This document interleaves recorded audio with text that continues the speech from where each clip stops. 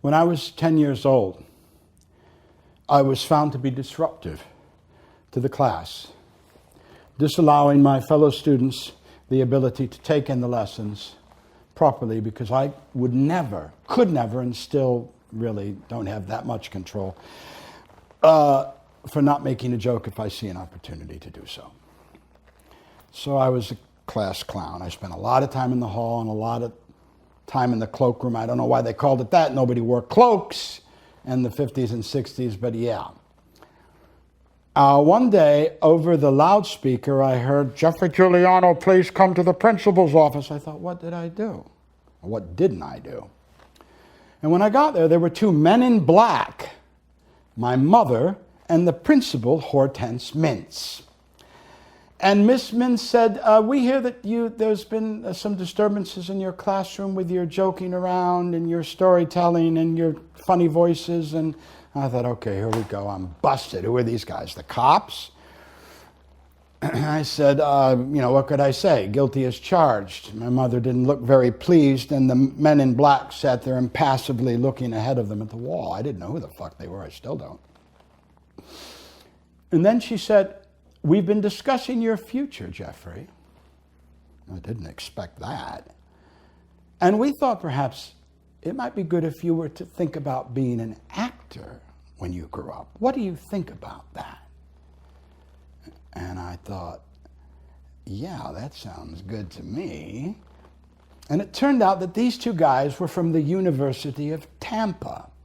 She said, "Do you know Joe Weintraub?" "Sure I do." Joe was a guy that was pushed by his parents, like over the top, crazy pushed, to be a mathematician. So he was taken on, I think it was Tuesdays and Thursdays. A van came and took him to the University of Tampa, where he would study with college, I guess probably freshmen, mathematics at a university level.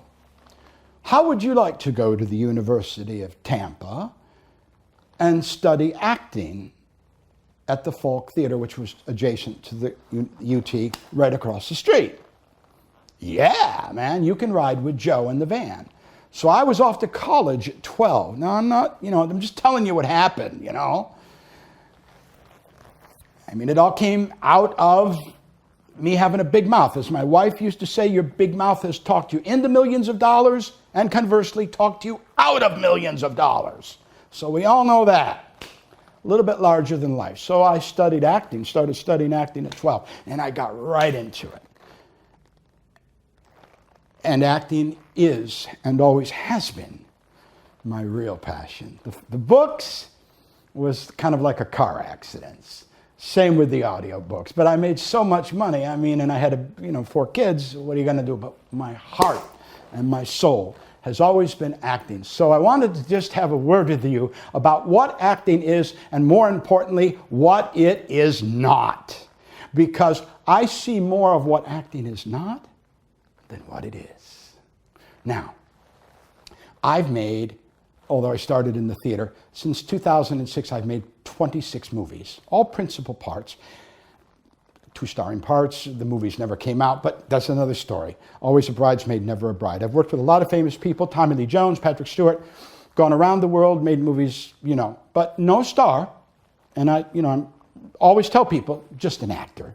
And kind of the guy who's, I've seen that guy before, don't know his name. So no great success there, as I'd had with the books and audiobooks. But I know what acting is. It's not doing hardly anything. The first movie I made, Jules Verne's The Mysterious Island, for the Hallmark Channel, the director of photography came and said, "Look, Geoffrey, you're acting in a box. This is your range that you can move. Don't be fucking moving all this way and this way. You're going to be out of the thing." And he said, "You'll miss your close-up, and the director will get frustrated. He'll go on to another actor, put the camera on another actor." So believe me, I stayed within the box. Now, there's something which I would encourage you to look for, which is Robert De Niro's Best Advice on Acting on YouTube. And what he says is virtually do nothing. He said, they pay me these millions of dollars, and I think for that I should do something. But the best advice is to do nothing. Acting is like this. Somebody talks, you listen. You don't pretend to listen, you listen.